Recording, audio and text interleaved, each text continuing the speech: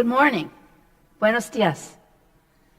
As you know from 3 years of this wonderful theme of images of God, we have seen that God is all over the place in our minds and hearts. At FUMCOG, we envision a kind and gentle God, a God that encourages us to grow in mind and spirit, a somewhat different God from the biblical historical one whose image for me in the 1950s drove me from the church. But perhaps it was the people representing God that did it. Ruth and I both left the church, but for different reasons. Today's Bible reading for me is Genesis 1, verses 26 to 31.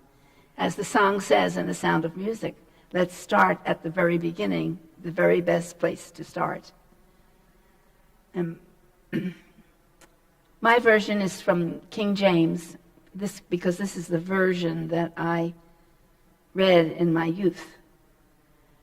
And God said, "Let us make man in our image, after our likeness, and let them have dominion over the fish of the sea, and over the fowl of the air, and over the cattle, and over all the earth, and over every creeping thing that creepeth upon the earth." So God created man in his own image. In the image of God created he him. Male and female created he them. And God blessed them, and God said unto them, "Be fruitful and multiply, and replenish the earth, and subdue it, and have dominion over the fish of the sea, and over the fowl of the air, and over every living thing that moveth upon the earth." And God said, "Behold, I have given you every herb bearing seed, which is upon the face of all the earth, and every tree, in which is the fruit of a tree yielding seed. To you it shall be for meat." And God said, "Behold, you have every herb-bearing seed which is upon the face of the earth, and every tree in which is the fruit of a tree yielding seed. To you it shall be meat. And to every beast of the earth, and to every fowl of the air, and to everything that creepeth upon the earth, wherein there is life, I have given every green herb for meat." And so it was. And God saw everything that he made, and behold, it was very good. And the evening and the morning were the 6th day. Well, God started us all off as vegetarians. As an early teenager, I read a book I think titled "The Bible is History." I had lots of questions, but I got answers that did not recognize the seriousness of my questions. I got the standard Sunday school answers.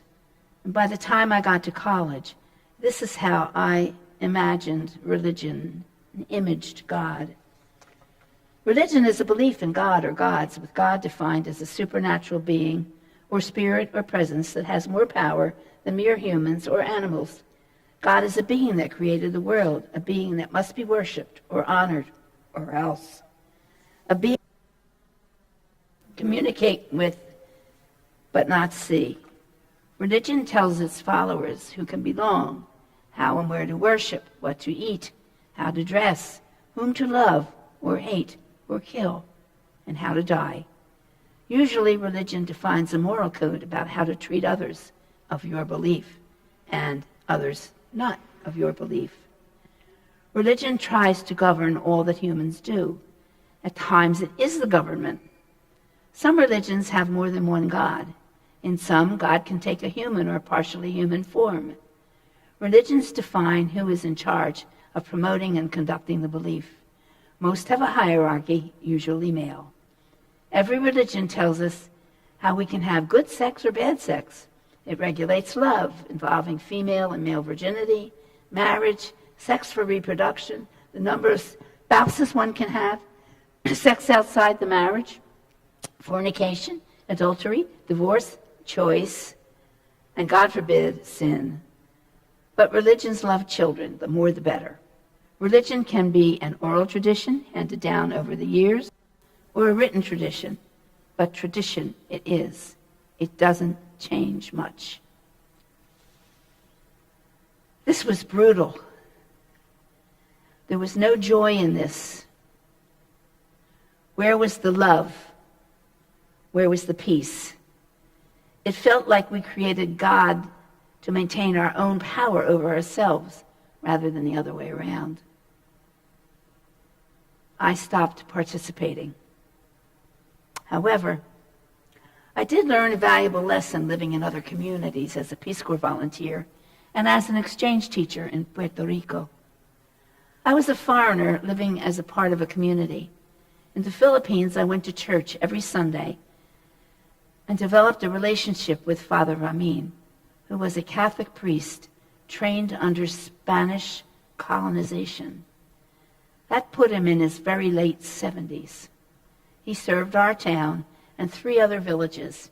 He cared that all his congregants got Mass each week and walked long and sometimes painful distances to each village. I learned to respect his deep belief. I also got to know a Jesuit priest. We discussed theology, and I was moved by his intellect. Then in Puerto Rico, my town had a huge Catholic church and a Protestant evangelical church, attended by several of the school district's powerful people. I attended both Saturday night at the Roman Catholic Church and Sunday morning at the evangelical. This made a difference in my acceptance in the community, where many people were actively yelling, "Yankee, go home," because an American oil company living behind barbed wire fences was trying to build a refinery that would take away their beaches, one of the things our families loved and found respite in. Thus, overall, I learned that these singular institutions were embedded in the community, and I needed to participate with the community outside of school to be accepted as a part of it and to be heard as an agent of educational and social change. This was a powerful lesson. But it did not send me back to church in the United States. So then the question is, how did I find a church and why? Where am I as a believer? Well, I wrote this poem to Gabe when he spoke of God's periods of silences to human cultures and believers in one of his sermons. It expresses my image of God. It's called The Silence. We talk to God, but does God talk to us? Here on this earth, my sense of God is our life force. God speaks to me every moment. There is never silence. Listen. Our earth neither sleeps nor rests. Hear the birds, the bugs, the creatures in the grass. Listen to the waters as they splash and thrash. Rejoice as the rivers flow with life. Escucha el viento. Listen to the wind. Escucha el viento. It whispers and shouts, demanding that flowers, plants, and weeds, and trees, and leaves rustle and weave and grow and seed. Listen to the sun tell us certainty, but also listen to the night's residents tell their stories. Make sense of the noise of humans, their music, their breath, their intelligence, their thoughts, their joys and sorrows. But pay attention to the humans playing war and stop them. There is never silence. Life in this world says, I am. Listen and take care of me. This life force permeates every living thing. My image is of a force so powerful, so universal, so eternal, that I am left awestruck in wonder.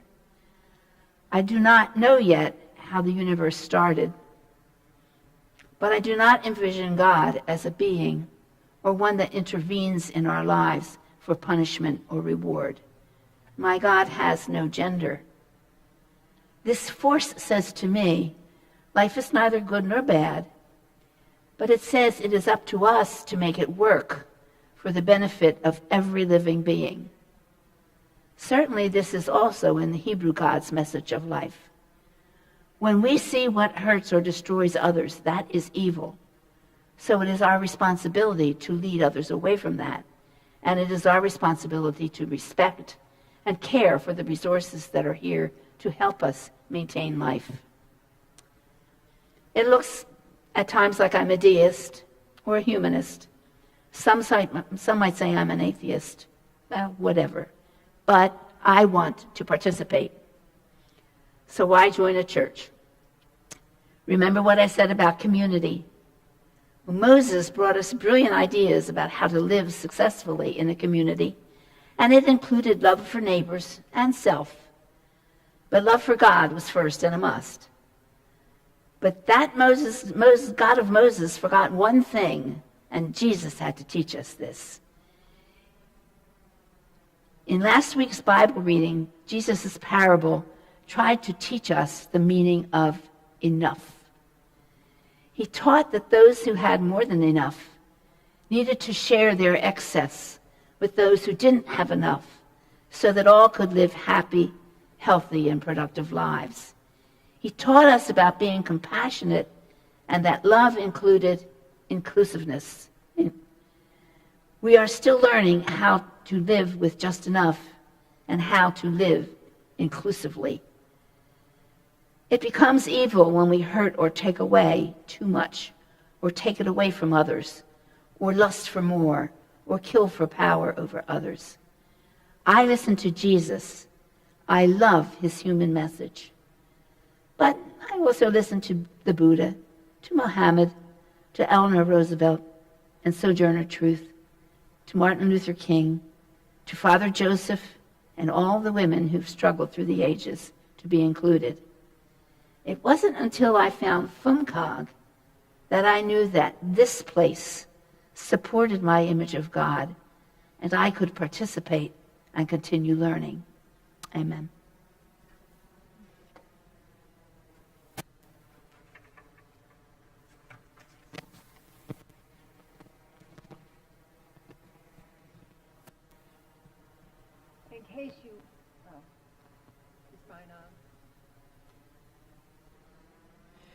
In case you wondered, this is a dialogue that Barbara and I have often had about what is God. In 1 Samuel 3, I'm reading, and the Lord called Samuel again the third time. And he arose and went to Eli and said, "Here I am, for you called me." Then Eli perceived that the Lord was calling the boy. Therefore Eli said to Samuel, "Go, lie down, and if he calls you, you shall say, 'Speak, Lord, for thy servant hears.'" So Samuel went and lay down in his place. And the Lord came and stood forth, calling as at other times, "Samuel, Samuel." And Samuel said, "Speak, for thy servant hears." Samuel was so young, our Bible study group thought maybe 8 or 10 years old when God called him. And it took a few times of calling before Samuel knew who it was who had called him. In fact, you might have noticed that it took a few times before Eli even realized who was calling. I chose this passage in Samuel because Samuel was an admirable man, a prophet, a judge. He anointed kings of Israel and was honored in the New Testament Hebrews as an uncompromising servant. But also he had to learn at an early age to trust when God called him. My image of God is that God intervenes or nudges us throughout life. I call these nudges God moments, and you may have experienced them too. God moments often disguise themselves as coincidences or just ordinary occurrences that in retrospect were very significant or my favorite as life-changing moments. I'll give you some examples. Recently, a friend from Simpson House died, and her family had a memorial service in the chapel for her. Several family members spoke. Then they set the microphone at the front. One of them asked if anyone would like to come forward and use the microphone to talk about Peggy. No one moved. I kept thinking, why not pass the microphone around? Finally, I got up, walked to the front, and gave the microphone to whoever had their hand up. What people were saying really impacted and moved the family members. It just seemed like the thing to do, but many in the family and in our Simpson House community told me later how much they appreciated my taking charge of the microphone. I hadn't even realized until later that nudge to help was a God moment. We heard from Pastor Elisa on her first Sunday sermon here in July describe another God moment. Pastor Elisa had called the district superintendent on a Wednesday night to talk about her next assignment in Philly. The DS asked her where, in what part of the Eastern District, she would like to settle, and she replied, Germantown. There was a long pause, and then the district superintendent told her that they were going to have a meeting the very next morning to decide who would go to FUMCOG, and ask her if that was something she was interested in. That was a God moment, not only for Pastor Elisa, but for us. When I was a new department chair, I attended a meeting during which we all took the Myers-Briggs test. I'm sure that many of you have taken the Myers-Briggs test as well. At the next assembly, after we took the test, someone asked me and one other person to wait outside. Later, when they let us in, they had a challenge for us. They said, a scouting group of 15 children was going on a trip, but they only had money for 12. How would you decide who goes and who doesn't? I answered immediately, we'll have to find more money because they are all going. People looked at me like I had two heads. No one else had even thought of that solution, and I couldn't think of any other solution. It turns out that I was one of the strongest N for intuitives in Myers-Briggs. According to Dr. Google, intuitives pay attention to their intuition, instinct, and ability to draw meaning from seemingly disconnected facts. They are good at reading between the lines and recognizing connections between random groups of facts. We are also often influenced by the ways our minds work, and perhaps I am quicker to notice something that someone else would write off as a coincidence. Could it be that each of our personalities is a unique gift from God, making us more aware of God moments that we wouldn't give much credence to previously? Barbara mentioned to you how she left the church, and I'll tell you about my experience. I grew up in the Southern Baptist Church in Texas. My dad was a minister. I attended a small Baptist college in Pineville, Louisiana, where I met a woman who became my partner for 8 years. I left the Southern Baptist Church because no one in the churches we visited would accept us. In fact, one woman I sat next to in a service picked up the visitors folder and held on to it, not passing it to us. Thankfully, my parents continued to maintain contact and were loving to me and welcoming to my partner. However, it became an increasingly abusive relationship, and finally I decided to leave. My parents were very supportive during that tough time, as were my friends in NOW, National Organization for Women, where I had worked for several years. When I moved to Philadelphia in 1980 to pursue a PhD in Temple, I met Barbara at a NOW meeting, and we soon became friends. I eventually moved into their cooperative house in Germantown before we became a couple. The life-changing God moment for me was in the early 90s when Barbara and I were visiting my parents in Belize, where they were volunteer missionaries. I had awakened in the middle of the night and found Dad in his office. I went in to give him a hug, and he told me he had been crying. He said, I have been praying that you would go back to church. That was the nudge I needed, and a life-changing moment in my life. Barbara and I began visiting FUMCOG, where one of our housemates went, and we have been here ever since. When Barbara and I decided to get married in late 2014, we were clear that we didn't want to put Pastor Lorelei in any danger of being defrocked. We had had enough of that, and in fact, when we attended the trial for Frank Schaefer, I was asking myself, why am I still a United Methodist?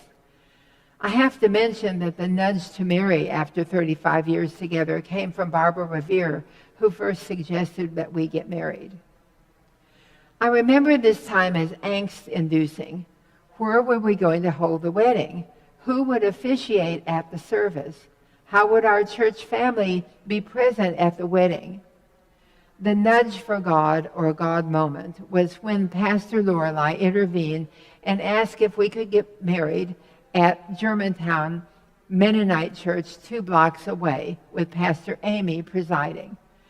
Everyone in the wedding party danced down the aisle to get me to the church on time. Pastor Lorelei opened with prayer, and then she took off her red stole she had been ordained in and put it on Pastor Amy's shoulders. A happy result is that our two churches try to get together the last Sunday of each year to worship together in our honor. I have wondered over the years, why do I feel so at home here at FUMCOG? How is this church and our church family so unique? Wherever and however we find God, we all are dedicated to social justice, to make the world a better place, to identifying and righting wrongs. I have often felt that we are part of something bigger than ourselves. Maybe that is another description of a God moment. A few Saturdays ago, 10 people from Conversations on Race had a planning meeting. That morning, I definitely felt a part of something bigger than myself.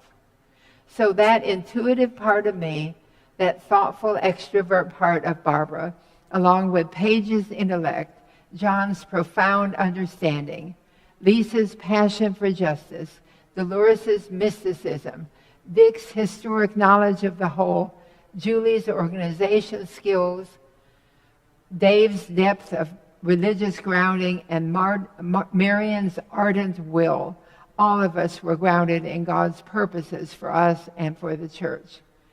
This incredible variety, including all of you, is a gift from God.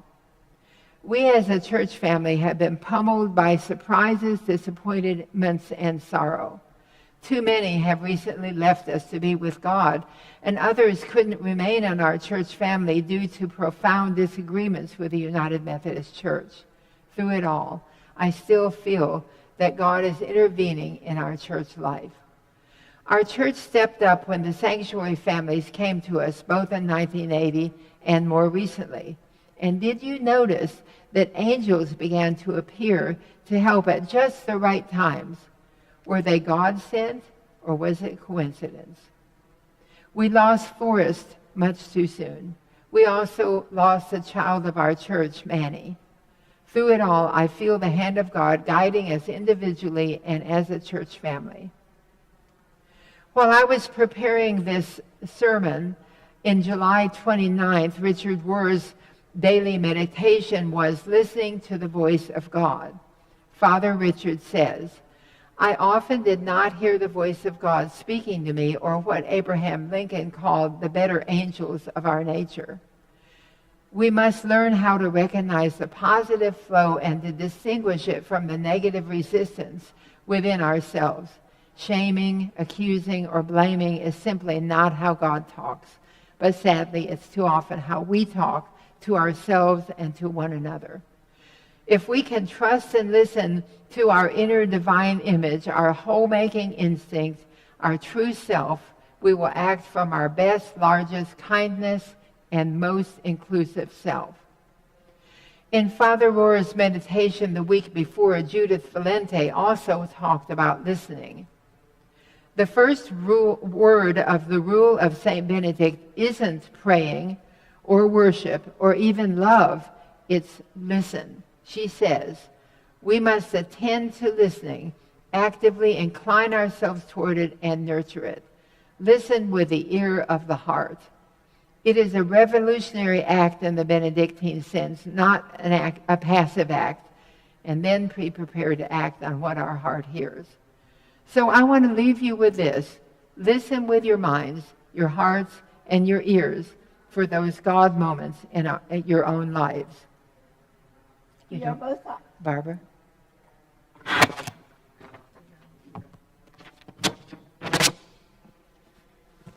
We are both optimists and believe God and good can prevail over whatever threatens life.